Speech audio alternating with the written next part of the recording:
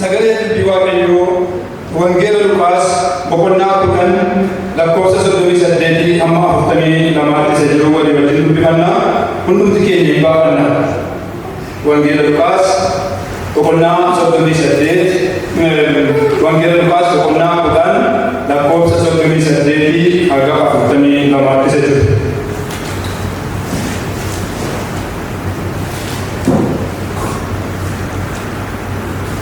Wangeela Luqaas boqonnaa 10 lakkoofsa 38 haga 42 kutaa wangeelaa keessaa yeroo hundumaa yeroo lallabamu kutaa irratti lallabamu irratti barsiifamu hundumti keenya yoo gallee kanneen walii wajjin yoo dubbifanne baay'ee gaariidha. Inni kun barbaachisaadha.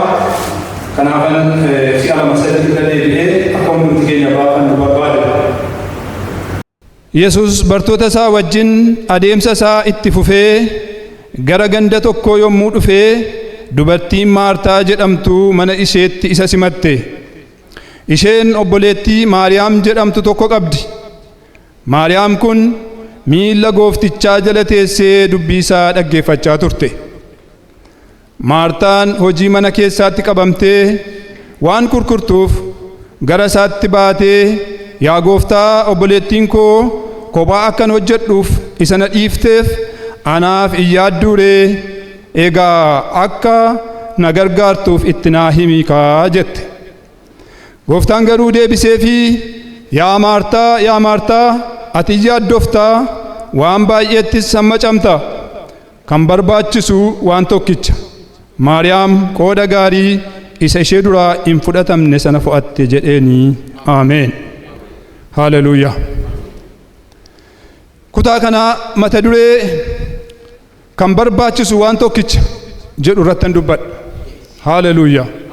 Kan barbaachisu waan tokkicha. Kutaa amma dubbifannee wangeela Luqaas boqonnaa 10 lakkoofsa 38 haga 42tti isa jiru kana mata duree 4 irratti qoonneetu mata duree arfan kana jalatti guyyaa har'aa sagalee dubbii Waaqayyo nuuf qabu walii wajjin dhageenya. Inni jalqabaa Yesus Kiristoostu bartoota isaa wajjin adeemsa isaa itti fufee jedha. Haleluuyaa. Inni bartoota isaa wajjin adeemsa isaa itti fufee gara mandara Maartaaf Maariyaam jiraatanii dhufe. Mata duree inni jalqabaa isa kana. Inni lammataan Gooftaa Yesus Kiristoos mana dubartii Maartaa jedhamutti simatamuu isaa argina.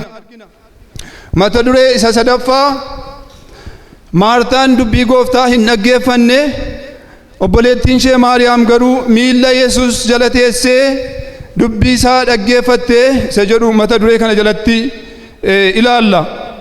Mata duree arfaffaa immoo jecha Gooftaa Yesus Kiristoos jedhe, yaa Maartaa, yaa Maartaa, ati hin yaaddoftaa, waan baay'eettis qabamta, namma camta. Kan barbaachisu garuu waan tokkicha. Qooda gaarii sana Maariyaam fo'atteetti, ishee jalaas hin fudhatamu jedhee. Ameen. Mata duree kana arfan jalattitu walii wajjin baranna. Iddoo ammaa kana irratti gaa Yesuustu bartoota isaa wajjin adeemsa isaa itti fufe jedha. Haleluuyaa. Yesuustu bartoota isaa wajjin adeemsa isaa itti fufe. Adeemsa akkamii?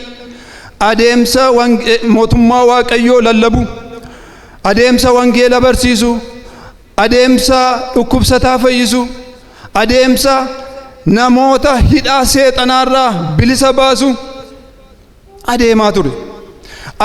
Adeemaa ture kanatu bartoota isaa wajjin itti fufee utuu adeemu gara mandara Maartaaf Maariyaam keessa jiraatanii dhufe. Kutaa wangeelaa iddoo biraa Yohaannisiif Maatiyos fa'aa keessatti garri mandarri Maartaaf Maariyaam keessa jiraatan kun Bitaaniyaa jedheetu barreeffamee jira. Gara mandara Bitaaniyaa dhufe gaa Gooftaa Yesus Kiristoos adeemsa isaa itti fufe. Kanarraa waan guddaa baranna. Adeemsa itti fufe Gooftaa Yesus kun nuuf immoo ergaa guddaa qaba. Ergaan guddaan sagaleen dubbii Waaqayyoo iddoo kanatti nutti dubbatu nus adeemsa keenya itti fufuu akka qabnuudha. Kaayyoo keenya, galma keenya, karoora keenya akka itti fufuu qabnuudha. Waaqeffachuu keenya, amanannaa keenya, Gooftaa Yesus Kiristoosin amanachuu keenya, hafuuratti guddachuu kadhachuu soomanii kadhachuutti tajaajila hojii hafuuraatti tajaajila wangeelaatti hojii tajaajila waldaan kiristiyaanaa qabdutti wangeela lallabuutti adeemsa keessan itti fufaa jedhe dubbii Waaqayyo. Hojii gaarii hojjettan hin dhaabinaa itti fufaa jedhee nutti dubbata. Phaawulos adeemsa gaarii adeema. Adeemsa gaarii adeemsa milkaa'insa qabu adeema. Inni adeemsa isaa keessatti wanta booddee isaa jiru hin irraanfata hin barbaadu ilaaluun barbaadu garuu waan fuula isaa dura jiru qabachuudhaaf hin hiixata nan hiixadha. Wanta booddee keenya jirutti qabamne wanta nu takaalu wanta akka nuti hin tarkaanfanneef rakkoo nuti ta'utti qabamne booddee keenya ilaaluu utuu hin ta'in gara fuula keenya duratti hiixachuun nurra jira. Namni qotiisa qotu tokko eenyullee hordaa qabatee gara booddee isaa ilaalaa immoo hin qotuu jedha sagaleen dubbii Waaqayyo. Duuka buutuun tokkos jireenya walaalammiitiin adeemsa isaa adeemuu hin danda'u. Kaayyoo isaa galma ga'uu hin danda'u. Kanaaf gara fuula isaa duratti waan fuula isaa dura jiru ilaaleetu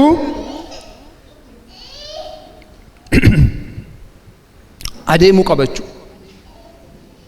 Dhuga baatuun tokko yookiis duuka buutuun gooftaa tokko Yesuus Kiristoosin isa amantii keenya jalqabee fiixaan baasu ilaallachaa ija keenyatu irraan buqqifatin gara bitaattis gara mirgaattis utuu hin gorin Yesuus Kiristoosin isa amantii keenya jalqabee fiixaan baasu ilaallachaa adeemsa keenyatti fuun. Haleluuyaa. Egaa ammas amanachuu keessan isa gatii guddaa qabu hin gatinaa hin dagatinaa. Ergaa Ibrootaa boqonnaa 10:35 irraati. Amanannaa keessan isa gatii guddaa qabu. Haleluuyaa. Amanannaa keessan amanannaan keenya inni gatii guddaa qabu inni warqee ba'eessarra qoratamee ilaalame sanarra caalu isa kami? Amanannaa keenya beenna mitiire? Amanannaa keenya nama amanannaa isaan beenne jira? Yesuus Kiristoos ilma Waaqayyo, Yesuus Kiristoos fayyisaa addunyaa, fayyisaa jireenya bara bara karaa dhugaa isa ta'e san ifama.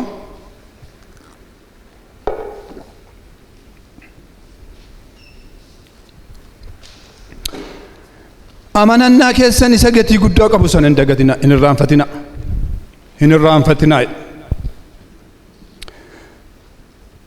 Wangeela keessaa warri amanannaa isaanii jabeessanii hin qabanne namoota lama Esaawudhaa fi Yihudaa fakkeenya fudhannee ilaaluu dandeenya. Esaawun yeroodhaaf beela yerootiif dheebuu yerootiif jedhee hangafummaa isaa eebba Waaqayyo isaaf kenne dabarsee gurgure dabarsee kenne. Erga dhaga'ee hubatee booda garuu gaabbee boo'ee illee deeffachuu hin dandeenye. Amanannaa isaa isa gatii guddaa qabu sana akka itti qabachuuf ilaallachuun barbaachisutti hin ilaallanne hin qabanne waan ta'eef. Yihudaanis immoo akkasuma bartoota warra ergamootaaf bartoota warra 12 wajjin waamame hojii wangeelaa sana hojjechuudhaaf warruma kaanii wajjin waamame. Garuu horii jaallachuunsaa horii guddaatuun ta'in qarshii 30tti gooftaa isaa gurgurate. Amanannaa isaa isa gatii guddaa qabu sana akka itti qabachuuf ilaallachuun barbaachisutti hin qabanne hin ilaallanne. Isa booddee gaabbee yoo boo'ee mankaraareeyyuu dhumarratti ofiisaa of fannisee of rarraasee du'e yookiis of ajjeese.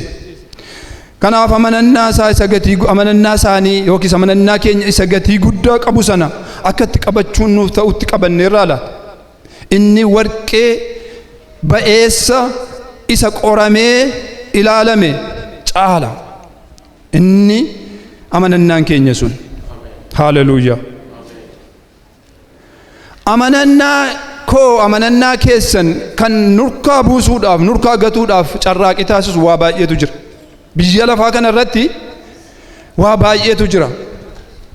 Jireenyumti foonii kun foonni keenya nurkaa gatuudhaaf dubbii Waaqayyo biyyi lafaa haxxummaan seexanaa gowwomsaan seexanaa hin jira.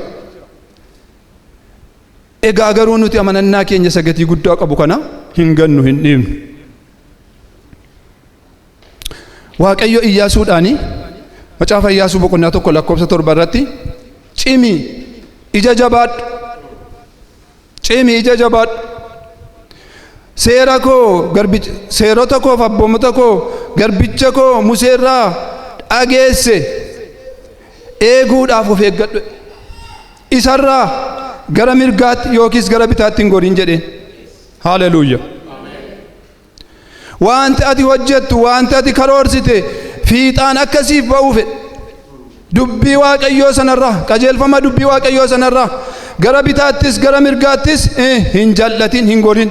Fuula kee dura isa jiru, isa garbichi koo Museen si barsiise seerataaf abboommota koo sana eeguudhaaf jabaadhu, of eeggadhu jedhaan. Bara Musee keessa, bara kakuu moofaa keessa seerataaf abboommota Waaqayyootu jira. Kanaaf seeratiif abboommoti Waaqayyoo sun akka kudhaamaatti, akka fannootti fuula isaanii duratti ilaalanii akka deemaniif. Bara kakuu haaraa keessa immoo Gooftaa Yesuus Kiristoos isa amantii keenya jalqabee fiixaan baasurra ija keenya mirgattis bitattis utuu hin qabin fuula keenya duratti Yesuus Kiristoosin ilaallee adeemsa keenya itti fufuun nuuf ta'a. Galanni Waaqayyoof haa ta'u. Waaqayyo ayyaana isaa araara isaan nu gargaaru. Biyya lafaa kana irratti jireenyi jiraannu keessatti ija keenya Yesuus Kiristoos irraa akka kaafnuuf adeemsa adeemnu, jireenya jiraannu bitaa mirga nu ilaalchisuudhaan kan nu gowwomsan, kan nu sakaalan baay'eetu jiru waan ta'eef nuti garuu cimnee jabaannee Yesuus Kiristoosin isa amantii keenya jalqabee fiixaan baasu ilaallachaa adeemsa keenya itti adeemuu akka dandeenyu Waaqayyo ayyaanaaf araara isaa nuuf haa baay'isu. Haleluuyaa. Qabxiin lammaffaan immoo Yesuus Kiristoostu mandara dhufe sanatti mana dubartii Maartaa jedhamu tokkotti simatame. Hin simatame. Haleluuyaa. Eeyyee. Mana eewutti simatame? Mana Maartaatti. Yesuus Kiristoos biyya lafa kanarra deddeebi'ee wangeela mootummaa Waaqayyoo yeroo labsaa turetti afeerraan adda addaas godhamee fi manneen namoota adda addaa keessatti simatameera.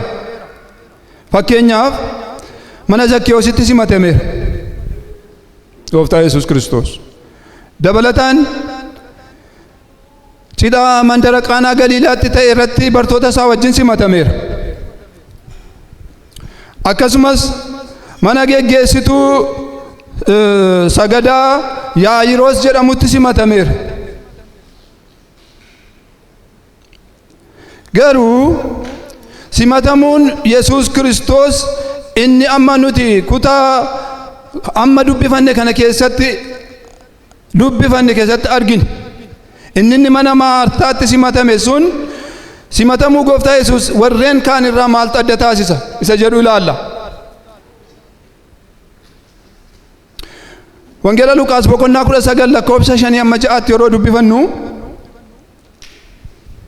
Gooftaa Yesuus Kiristoos mana Zakkewoositti simatamuu isaati.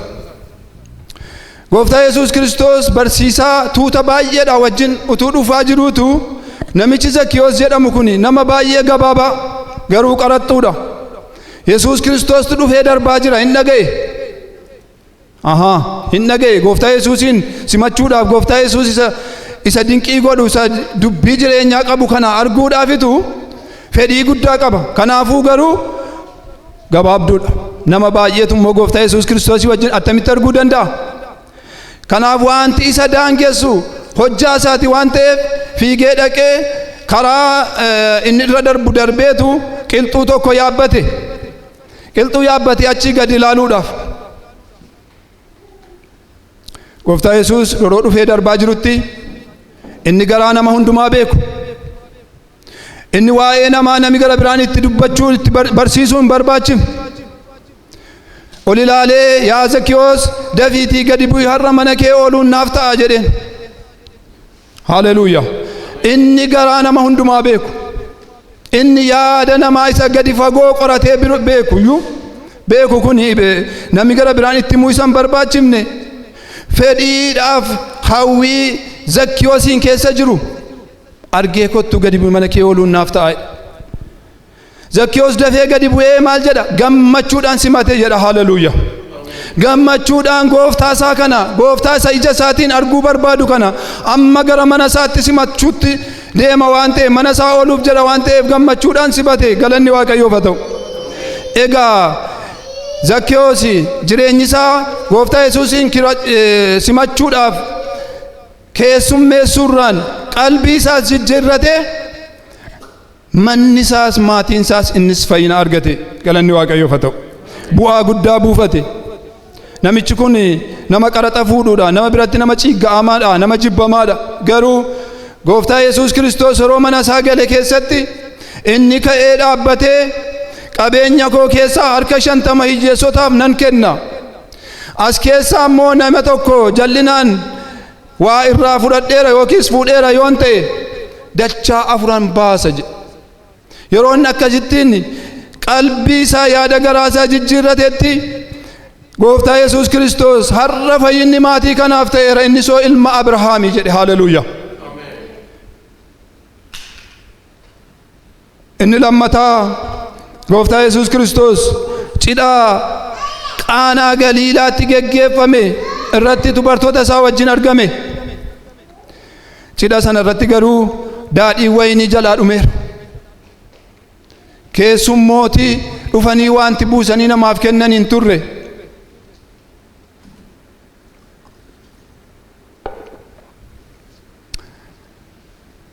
Abbaan cidhaa suni qaanii guddaa keessa jira, yaaddoo guddaa keessa jira.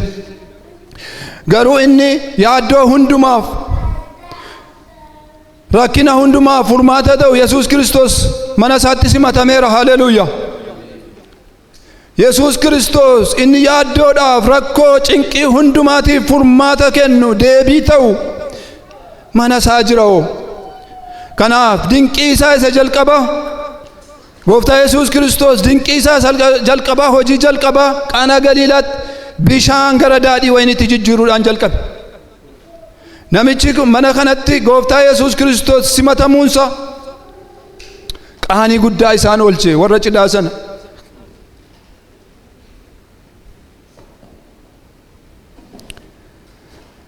Inni gara biraan wangeela Luqaas boqonnaa 8 lakkoofsa 41-42 yeroo dubbifannu Yesuustu ciisaa bishaan gama tokkotti darbee jira. Tuuti soonaan baay'een garuu isa eeggataa turan. Isa simatan isaan isa eeggataa turan. Yoo haleluuyaa. Maaliif simatanii, maaliif isa eeggataa turanii? Dhibee isaaniitti hiikamuuf, rakkina isaaniitti furmaata argachuuf. Gooftaa Yesuus Kiristoos isa furmaata ta'e kana, isa furmaata kennu kana simachuudhaaf eeggataa turan. Keessumattuu jedha namichi geggeessaa waldaa tokko ta'e, geggeessaa mana sagadaa ta'e Yaa'iroos kan jedhamu tokko ture. Yaa'iroos kuni intala tokkotti qaba. Intalli tokkitti inni qabdu immoo jalaa dhukkubsattee jirti. Kana fiigee dhaqee miilla Yesuus jalatti kufee, yaa gooftaa adaraa gana mana kootti deemi, mucaa tokkittiin qabu na jalaa dhukkubsattee jirti, naa fayyisi jedhe. Haleluuyaa. Yesuus Kiristoosis mana isaatti simatame. Yesuus Kiristoos mana Yaa'iroositti simatamuu isaarraan kan ka'e mucattiinis fayyina argatte. Hin fayyite, innis fayyisee isheef kenne. Akkasuma gooftaa Yesuus Kiristoos mana dubartii Maartaa jedhamutti simatame. Garuu Maartaan gooftaa Yesuus Kiristoosiin hin simatte malee dubbii isaa teessee hin dhageenye. Isa kanatu simatamuu Yesuus Kiristoos kan warra kaanirraa adda taasisa. Maartaani gooftaa Yesuus Kiristoosiin mana isheetti afeerte malee, afeerraa foonii afeerte malee dubbii isaa teessee hin dhageenye. Garuu Yesuus Kiristoos kun eenyuun akka ta'e ishee Waaqayyo qalbii jireenya ishee bane. Maariyaam miilla isaa jala teessee dubbii isaa dhaggeeffatte jedhe. Haleluuyaa. Dubbii kanaan gara kutaa sadaffaatti hin darba. Maariyaam Yesuus Kiristoosiin dubbii isaa teessee hin dhaggeeffanne. Maartaan garuu miilla Yesuus jala teesseetu dubbii isaa dhaggeeffachaa turte. Haleluuyaa. Maal jechuudha miilla Yesuus jala taa'anii dubbii isaa dhaggeeffachuun? Maal jechuudha miilla Yesuus jala taa'anii dubbii isaa barachuun? Kuni tasgabbaa'anii cal jedhanii waan nama jeequuf waan nama rakkisurraa adda ba'aniitu miilla Yesuus jala fannoo Yesuus jala taa'anii dubbii isaa dhaga'u, dubbii isaa baratu. Haleluuyaa. Dubbiin isaa kun jireenya waan ta'eef inni fayyisaadha. Dubbiin isaas fayyisaadha. Barsiisni barsiisu barsiisa fayyinaati. Miilla isaa jala taa'uun ati hin caalta, ati guddaadha, ati dubbii jireenyaa qabda, ati fayyisaadha, ani xinnaadha gadi gadi jechuun naa ta'a. Si jalattan baradha jechuudha. Ofirratti isa moosisuudha, abboomamuudha, of kennuudha. Haleluuyaa. Maariyaam isheen Waaqayyo hubannaa qalbii ishee baneef Yesuus Kiristoos kun inni gara mana Maartaa dhufe, gara mana obboleettii isheetti simatame kun eenyuun akka inni ta'e barteetti. Inni dubbii jireenyaa akka qabu barteetti, hubatteetti. Carraa argatte kanatti fayyadamte miilla isaa jala teessee.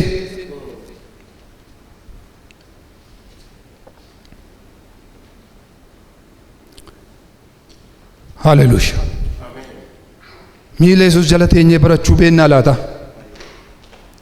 Gooftaa Yesuus Kiristoos irraa dhaggeeffannee cal jennee dhimminee dhaggeeffannee barachuu beennaa laata? Dubbii Waaqayyo nutti dubbatu bifa adda addaatiin, karaa adda addaatiin dhaggeeffachuu hin dandeenyaa laata?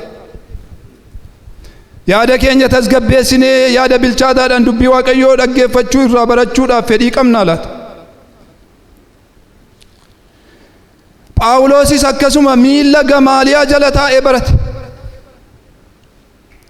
Phaawulos seera abbootaa, seera Museen barreesse, abboommii Waaqayyoo ijarratti eegee Gamaaliyaa miilla isaa jala taa'ee barate. Haleluuyaa.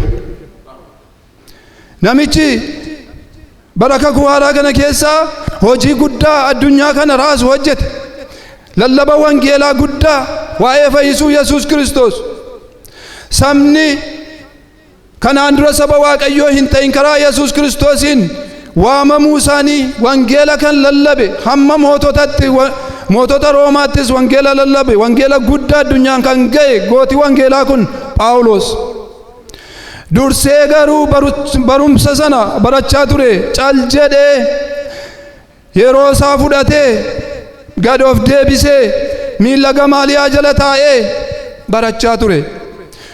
Inni silayyuu dubbii Waaqayyootiin, seerota abboomota Waaqayyootiin nama keessisaa baratee quufee beekumsa qabuudha. Yeroo Gooftaa Yesuus Kiristoos hafuura qulqulluudhaan isa tuqetti immoo inni nama qophaa bullaa'aa, nama lafa qonnaansaa bullaa'ee sanyiitti facaasanidha waan ta'eef gargaarsa hafuura qulqulluutiin hin adeeme, hin ba'e, hojii wangeelaa hojjete, wangeela lallabe. Yesuus Kiristoos inni sin fayyistan ilma Waaqayyooti, inni fayyisaa biyya lafaati jedhee warra saba Waaqayyoo hin ta'in iyyuu saba Waaqayyoo akka ta'aniif hojii wangeelaa hojjete. Galanni Waaqayyoof haa ta'u. Waaqayyoo sagalee dubbii isaatiin har'a cal jennee yeroo fudhannee tasgabboomnee akka barannu, akka hubannu, dubbii jiraataa, dubbii jireenya namaaf kennu yaada guutuudhaan, sammuu guutuudhaan, hubannaa guutuudhaan, tasgabbiidhaan cal jennee akka fudhannu nutti dubbata. Garuu maaltu dhaga'ama, maaltu baratama, eenyurraas baratama, eenyurraas dhaga'ama dubbiin jedhu gaaffiin kun wangeela keessaa deebii qaba. Ibroota boqonnaa 1 lakkoofsa 1-2 yeroo dubbifannutti Waaqayyo bara duriitti abboota keenyatti karaa adda addaa raajotaanis isaanitti dubbateera. Bara si'anaa kana garuu, bara kakuu haaraa kana garuu ilma isaatiin nutti dubbata. Haleluuyaa. Ilma isaatiin nu barsiisa. Ilma isaatiinitu Yesuus Kiristoosin akka nuti dhageenyu, Yesuus Kiristoos irraa akka nuti barannuuf gara keenyatti erge. Waaqayyo ilma isaa kana Yesuus Kiristoosin akka nuti dhageenyu, biyyi lafaa kun fayyuudhaaf, uumamni kun, namni kun fayyuudhaaf, jireenya bara baraa qabaachuudhaaf Yesuus Kiristoosin dhaggeeffachuu akka qabu, Yesuus Kiristoos ilma Waaqayyoo Masiihicha dhaggeeffachuu akka qabu sagaleen dubbii isaa nutti dubbata.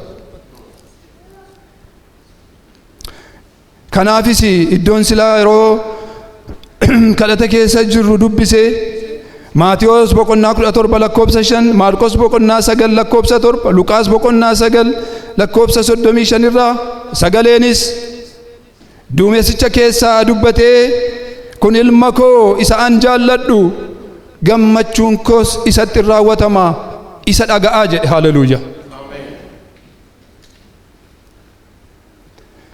Kutaan amma dubbise kana fuula duraa boqonnaa tokko isa fuula duraa bartoonni gooftaa Yesuus Kiristoosin duukaa bu'an iyyuu malee yeroo sana waa'ee Yesuus Kiristoos kana affiitti ta'eera gaaffii qabu. Nama fakkaataa isaanii wajjin ba'a, isaanii walijjin gala, garuu hojii aangoo gurguddaa namni kamiyyuu hubachuu hin dandeenye hojjeta. Hin beekan turani, addan baafanne turani. Kanaaf gooftaa Yesuus Kiristoos gaaffii tokko isaan gaafate, akkana jedhe: namoonni waa'ee ilma namaa yookiis ilma namaatiin eenyu jedhu jedhee gaafate. Bartooti isaa maal jedhaniin? Isaan kaani Eliyaas jedhu, isaan kaan immoo Ermiyaas raajicha ka'e jedhu, warri kaan immoo raajota durii keessaa isa tokko jedhu jedhan. Achumaan inni immoo isinoo eenyu naan jettu jedhee gaafate. Isiniif immoo waa'een koo galeera, isin immoo ana beektu jennaan. Namichi tokko jira, inni Waaqayyo laphee isaa yaada isaa keessaa hafuura adda biraa kaa'e. Simoon Phexros isa jedhamu, inni achi ka'eetu ati ilma Waaqayyooti, ati Masiihicha ilma Waaqayyo jiraataati jedhe. Haleluuyaa. Ati Masiihicha ilma Waaqayyo jiraataati. Lallabi akkasii, dubbannaan akkasii kanaan dura ta'eeyyuu hin beeku, namni kamiyyuu dubbatee hin beeku. Haleluuyaa. Waaqayyo garuu waan isaaf ibseef gooftaa Yesuusuu jedheera, yaa Simoon ilma Yoonaa, ati kan ayyaanomteedha. Kana Waaqayyo abbaa koo duwwaa sitti beeksis malee fooniif hafuurri kana jechuu dubbachuu hin danda'u. Dhuguma immoo Simooni Phexros kun akkana jedhe, ati Masiihicha ilma Waaqayyo jiraataati. Yohannis cuuphaan inni raajii guddaa sun iyyuu Masiihiin nuti eeggannu si'i moo eenyu jedheetu gaaffii gara Yesuus Kiristoositti dhiyeesse malee waa'ee Yesuus Kiristoos kana guutummaa guutuutti ibsuudhaaf hin dandeenye. Garuu yeroo cuuphame sana keessatti garuu ilaa hoolaa Waaqayyoo isa cubbuu biyya lafaa irraa fuudhu, ilaa isa addunyaa fayyisu, isa biyya lafaa fayyisu jedhee dubbate. Simoon kun Phexros attamee eebbifamaadha, galanni Waaqayyoof haa ta'u. Jechi kun ati Masiihiidha, ilma Waaqayyo jiraataati. Simoon Phexros kun kanaan dura barumsa akkasiis baratee hin beeku. Inni raajiis mini kanaan dura raajiis dubbatee hin beeku. Ati Masiihicha ilma Waaqayyo jiraataati. Haleluuyaa. Yaa Simoon, ati kan ayyaanomteedha. Isa kana abbaa koo duwwaa sitti beeksise malee foonniif dhiigni kana hin dubbatu. Dhugaadha. Iddoo gara biraatti namni gurra qabu isa hafuurri qulqulluun waldoota kiristaanaatiin jedhu haa dhaga'u jedha. Namni gurra qabu isa hafuurri qulqulluun waldoota kiristaanaatiin jedhu haa dhaga'u. Mul'ata Yohannis keessaa boqonnaa 2-3 yeroo dubbifannu ergaa waldootii Eeshiyaa 7tti ergameetu jira. Ergaa ergame kana dhuma isaa keessatti Fakkeenyaaf waldaa Efesoon, waldaa Simiriinaa, waldaa Phergaamoon, waldaa Sardeniis, waldaa Tiyaatiraa, waldaa Filaadelfiyaa fi waldaa Laodooqeeniyaa ittitu ergaan kun ergame. Waldootii torban kana keessa waldootii torban kanaaf ergaan ergame. Ergaa ergame kana gara dhumaa isaa irratti maal jedha? Kan gurra qabu isa hafuurri qulqulluun waldoota kiristiyaanaatiin jedhu haa dhaga'u jedha. Namni gurra qabu, namni hubachuu danda'u, namni dhaggeeffachuu danda'u, isa hafuurri qulqulluun waldoota kiristiyaanaatiin jedhu haa dhaga'u. Hafuurri qulqulluun waldoota kiristiyaanaatiin maal jedha? Hafuurri qulqulluun namaan maal jedha? Hafuurri qulqulluun waa'ee Yesuus Kiristoos beeksisa. Hafuurri qulqulluun hojiinsaa inni guddaaniif inni hangafaa Yesuus Kiristoosin beeksisuudha. Yesuus Kiristoos fayyisaa ta'uusa, Yesuus Kiristoos ilma Waaqayyoo ta'uusa, Yesuus Kiristoos karaa dhugaa jireenya ta'uusa. Isa kanatu hafuurri qulqulluun waldoota kiristiyaanaatti beeksisa. Isa kana gaa namni gurra qabu haa dhaga'u. Isa kana namni gurra qabu haa hubatu.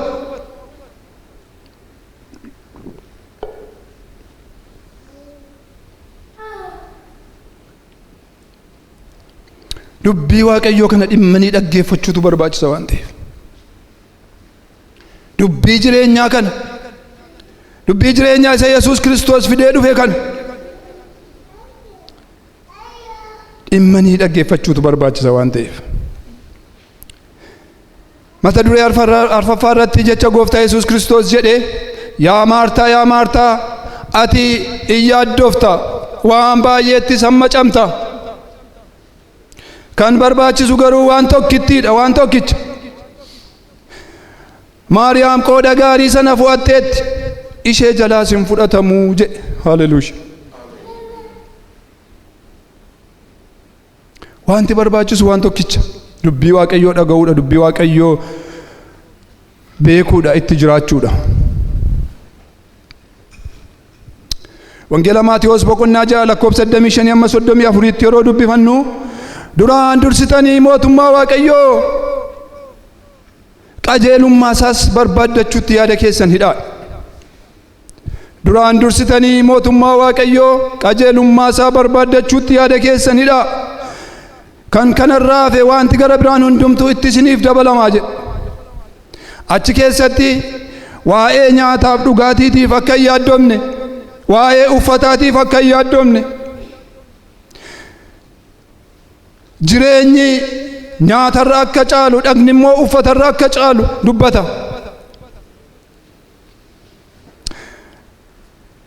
Allaattii yookiin simbirroota waaqa keessa balali'aniin qabee fakkeenya fudhateetu dubbata.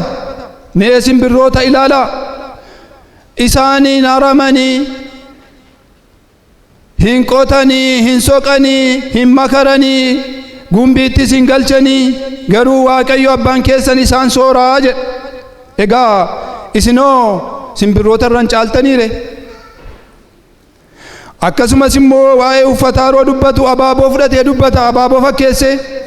Mee abaaboo kana ilaalaa, isaan hin bareedu, hin daraaru. Abaaboon yeroo daraaru baay'ee bareeda. Bareedina duwwaa qofatu hin taane foolii bareedaas hin kenna. Egaa nama ta'ee kan dhalate Solomoon inni ulfina guddaa qaba jedhameyyuu akka isaan kanaa keessaa akka isa tokkollee hin uffanne. Egaa Waaqayyo abaaboo yookiis biqiltuu har'a argamee borbadutti akkas bareechee urgeessee foolii bareedaa argatti godhe, isin immoo biqiltuu irra abaaboo irra guddaan caaltaniire jedha. Haleluuyaa. Egaa waa'ee boriitiifis hin yaaddomnu, waa'ee jireenya keenyaatiifis hin yaaddomnu. Maaliif? Abbaa keenyatu nuuf yaada waan ta'eef. Guyyaan boriiyyuu ofii isaatii yaadda'ata. Firoota koo namni foonii hima yaadda. Namni foonii jireenya isaa keessatti waan baay'eedhaaf yaadda. Nyaatiif dhugaatiin nama yaaddeessiti. garuu duraan dursinee mootummaa Waaqayyoo barbaadachuu wallaaluu keenya malee qajeelummaa isaatti of kennuu wallaaluu keenya malee abbaan keenya isa kana hundumaa nuuf guuta itti nuuf dabala.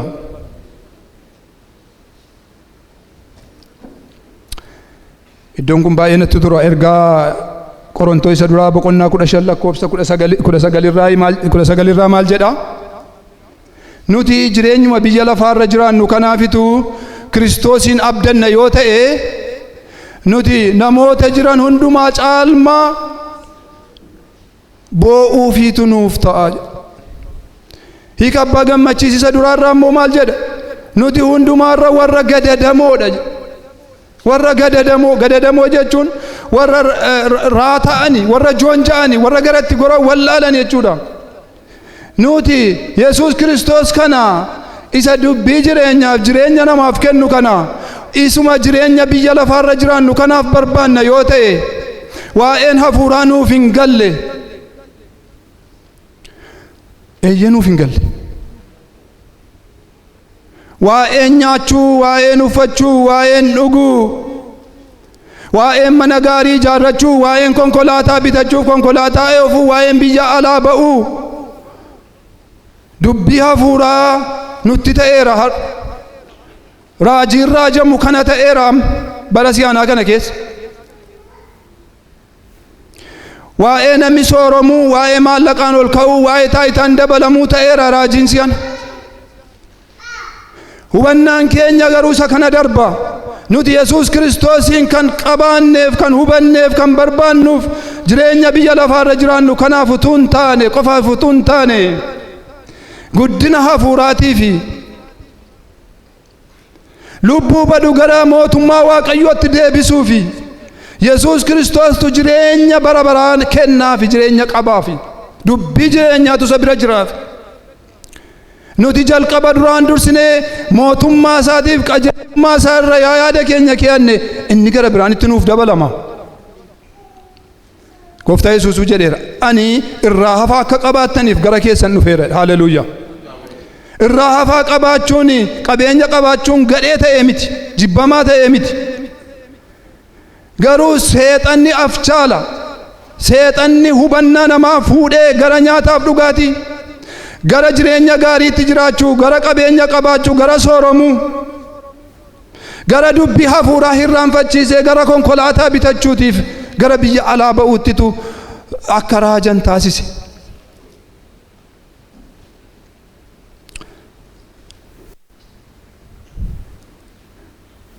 Dubbii sagalee Waaqayyoo dhaga'uuf, dhaggeeffachuuf, hubachuun barbaachisaadha waan ta'eef.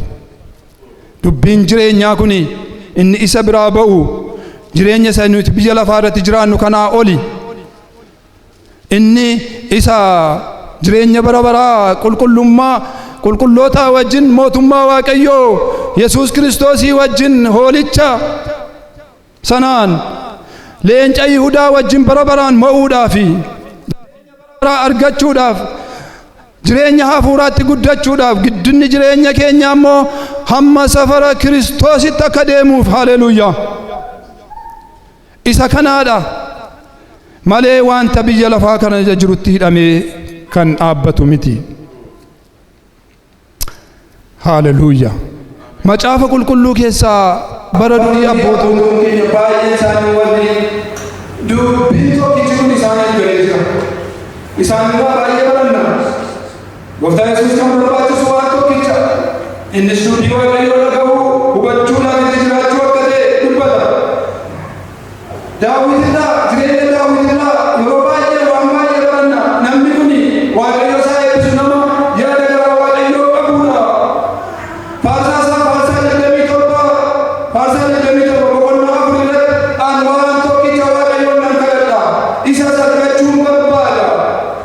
Innis bara jireenya koo hundumaatti mana Waaqayyoo keessa jiraachuu. Ameen. Gaarummaa Waaqayyoo godhu ilaalu. Mana isaa keessattis isa galateeffachuu danda'e. Haleluuyaa. Ameen. Itti dabalee waggaa 40 iddoo biraa jiraachuudha. Guyyaa tokko oobdii mana qulqullummaa Waaqayyoo keessa ooluu naaf wayya. Godoo jal'ootaa keessa taa'uun immoo fuulduree mana qulqullummaa Waaqayyoo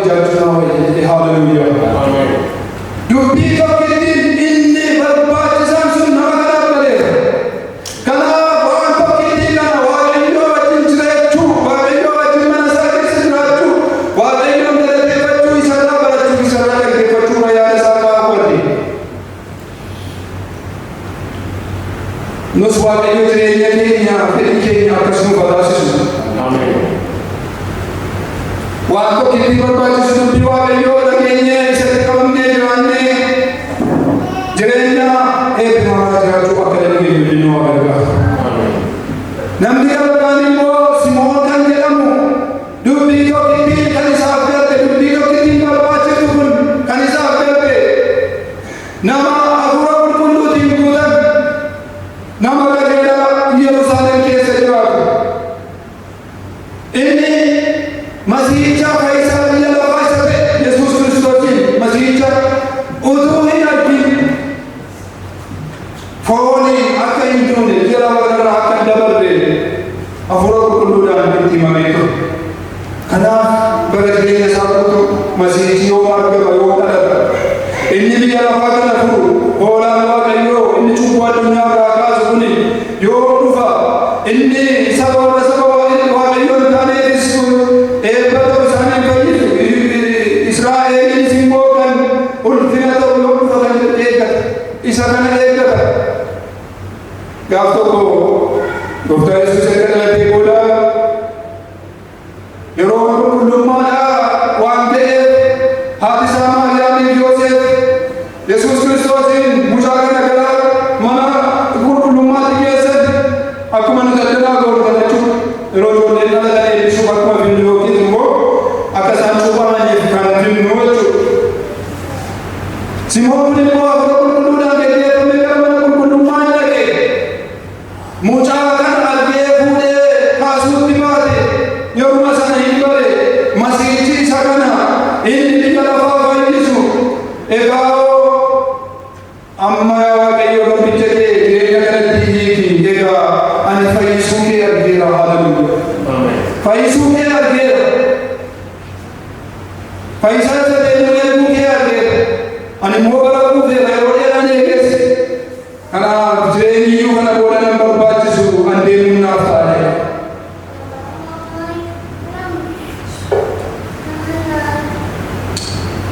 Waaqayyo galanna ta'u. Masiihicha fayyisaa isa ta'e sana eeggata. Isa kanatu isaaf galee isa kana addunyaa kana fayyisu lubbuu kana kan fayyisu saba kana kan fayyisu isa Simooniif hin galeefi.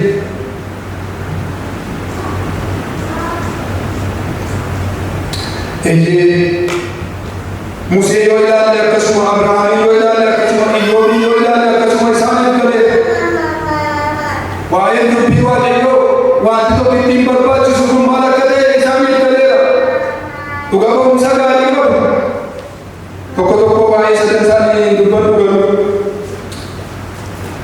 Yesuusuma Kiristoosin yoo fudhanne immoo Filiphisiiyuus boqonnaa 2 lakkoofsa 6-9 inni bifa waaqayyummaatiin utuu jiru ulfina isaa isa abbaa isaa wajjin wal isa qindeessu akka wanta qabatanii hafanii utuu hin lakkaa'in gad of deebisee gara keenya dhufee karaa hundumaa nama ta'ee nama fakkaatee jiraatee hamma dhumaattis abboomamaa ta'ee hamma dhumaatti iyyuu du'a keessa iyyuu du'a fannoo abboomamaa ta'ee.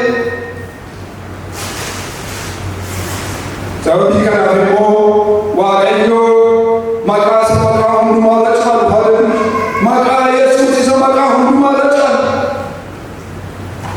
maqaa Yesuus isa maqaa aboomamu kana isa lafa irrattis waaqa irratti maqaa isaatiin waan hundumtuu maqaa isaatiin waan hundumtuu abboomamu kana isaaf laate kana isaaf gonfachiise kana inni Waaqayyo godhu. Kanaaf inni hamma dhumaatti waan abboomamaa ta'e Waaqayyo immoo maqaa isa maqaa hundumaa irra caalu isaaf laate.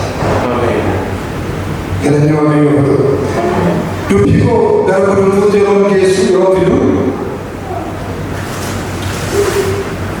Yesuus Kiristoosin jireenya ofii keessatti simachuun barbaachisaadha. Kanaafis waldaan kiristaanaa namoonni haala gara gooftaa dhuftanii jedhanii yeroo baay'ee waamicha godhu. Kanaaf namni dhiyaatee harka isaa ol kaasee gooftaa Yesuus Kiristoositti amaneera biyya lafaas galeera seexanas hojii isaa galeera jedhee gooftaa Yesuus Kiristoosin simata.